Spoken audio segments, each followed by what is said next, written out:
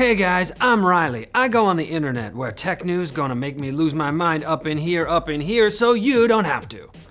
Apple finally launched the Vision Pro, and while even the most positive reviews from media outlets earlier this week had a tinge of cynicism, early impressions from customers who just got their $3,500 headsets for the first time are mostly positive, in an uplifting example of post-purchase rationalization. My fit, fly. My cost, sunken. After all, they're now using what Tim Cook called tomorrow's technology today, a phrase rendered false as soon as it's uttered, and which also doesn't explain why the Vision Pro's persona avatars look so much worse than Meta's photorealistic codec avatars. Yeah, those aren't available yet on Quest, but the demos look so much better, okay? Just let me have this. Speaking of which, Meta took the opportunity to piggyback off the Vision Pro launch with an update for their Quest headsets. You know, the ones that are a fraction of the cost.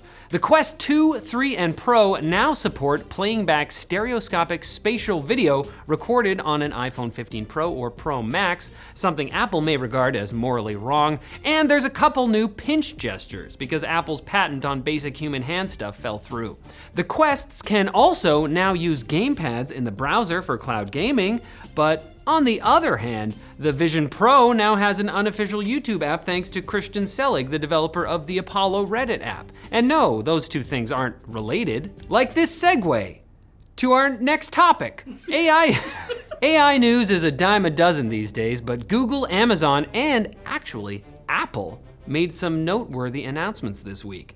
Google's Bard chatbot can now use the tech giant's own Imagen 2 model to generate images, although it declined to generate an image for CNET's article on this story, but did generate an image of itself as a blonde cyborg, so thanks for that. This tech is gonna change everything. Google is also adding generative AI chat to Maps, which looks like a genuinely useful way to get info about a place that doesn't involve digging through an endless slideshow of photos, as long as that info isn't hallucinated nonsense, causing you to show up to an Indian restaurant in a sombrero. But at that point, the wrong restaurant thing is the least of your problems. I just love the culture. Meanwhile, Amazon announced Rufus, a chatbot rolling out in beta that will help customers shop on the platform overrun by products named, "I cannot fulfill this request, it goes against OpenAI use policy." Yeah, AI stuff is still a mess, but that's only because Apple hasn't come in to fix it yet. That all changes this year, according to Tim Cook himself. During the company's earnings call yesterday, Tim said they're putting a tremendous amount of time and effort into AI, and they're excited to share the details later this year. Now, he's either talking about the company's research getting LLMs running on iPhone hardware, or an Android version of you that will treat your mom better than you ever did. You haven't even bought her an iPhone yet. You pathetic insect. She birthed you. Ungrateful wretch. Reviews for the Samsung Galaxy S24, S24 Plus, and S24 Ultra are also out, with reviewers praising the lineup's new complementary AI features like circle to search and on-device translation. But the hardware is where some are finding flaws, which makes sense given that in at least one area, the phone's actually got a downgrade. The Ultra's stuck with a 5x optical zoom instead of 10x. As if on cue, in steps the frustratingly named company Nothing with its first major product announcement I can remember since they thought they had solved iMessage on Android. That lasted for like a day. We just didn't think it was that complicated. Anyways, all of a sudden they launched the Nothing Phone 2A yesterday, which has been rumored since December, a Pixel A series-esque, more budget-friendly alternative to the $600 Nothing Phone 2. The company didn't reveal the 2A's price, design, or release date, but just knowing it's out there makes me feel a bit better. And that's not nothing. I won't apologize. $600 for nothing? Now it's time for Quick Bits, brought to you by Odoo. Every business needs a good website, so why pay for the bare necessities, or Mother Nature's recipes, when you can make a free website with Odoo instead?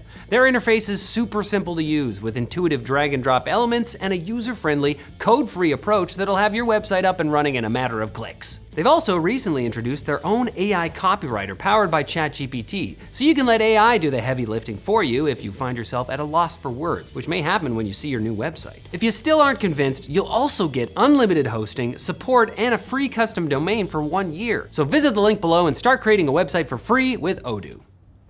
Quick Bits, man, they just get you right. They just get you right There. Wi-Fi company Morse Micro has published a record-breaking real-world demonstration of their Halo-based microprocessors, showing that they create Wi-Fi networks capable of maintaining video calls at a distance of 1.8 miles. 3 kilometers. Ultra long-range Wi-Fi signals usually aren't powerful enough to load media, never mind maintain a video call, but even at its farthest range, the connection maintained a minimum speed of 1 megabit a second, despite the test taking place in a busy, populated area. This could be a game changer in the practicality of massive citywide Wi-Fi networks, making your excuses to your mother about why you haven't called all the more infeasible. Tim is gonna come and take her from you. She deserves so much better. The browser company has announced more AI-powered features for its Arc browser, and would you believe me if I told you that they actually look kind of cool? Because you shouldn't, but let me tell you anyway. Arc's Instant Links feature skips the search results page entirely, scanning for the best handful of links and tabs and opening them for you immediately. Live Folder is a Google Alerts-like feature, except instead of keywords, it scans the web for content relating to topics you like. When something new comes up, it throws it in a folder and notifies you. Arc's Browse for Me results web page generating feature is also coming to desktop from iOS, where it launched earlier this week. And altogether, it seems like the browser company just really wants to knock a chunk out of Google's search business by not forcing people to deal with pop-ups, and I don't see the problem here. The FCC will be voting on whether robocalls using AI-generated voices should be officially recognized as illegal under an existing law from 1991, which bans the use of artificial and pre-recorded voices in non-emergency calls without written permission from the call recipient. That was already illegal? These kinds of robocalls have spiked over the past few years, including a recent voter suppression effort that used a fake Joe Biden. The real one was busy. He's got stuff to do. Likely created using 11 Labs software to discourage voters from participating in the New Hampshire primary and save their votes for the November election, which is just not how votes work. They expire if you don't use them, just like milk. You got one vote, don't use it on that. Japan plans to introduce a new 6-month residency visa for digital nomads in order to make it easier for high-skilled remote workers, consultants, and online content creators to live in the country, despite not being employed in Japan. The government is currently taking public comment, but hopes to launch the program in March. In order to be eligible, you must be a millionaire.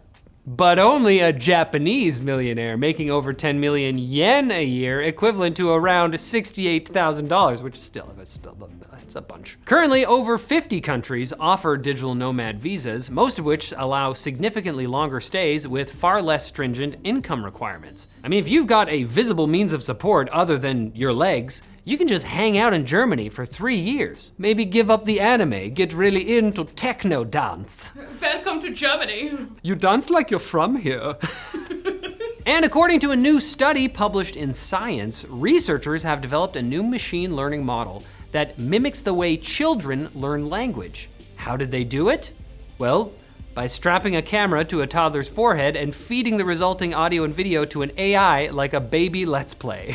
Like a baby IRL stream. The birth rate is declining, and that's a problem because we need more physical constructs to strap the AI onto. By seeing the world through a small child's eyes, or at least a small child's forehead, the AI was able to make associations between words and objects the same way a cute little human larva would, hopefully demystifying a process that once upon a time all of us went through, but none of us remember. So can you prove it? What happened? But I know you'll remember to come back on Monday for more tech news, just like you remember everything I ever say to you. You're gonna do great on next week's quiz, sport.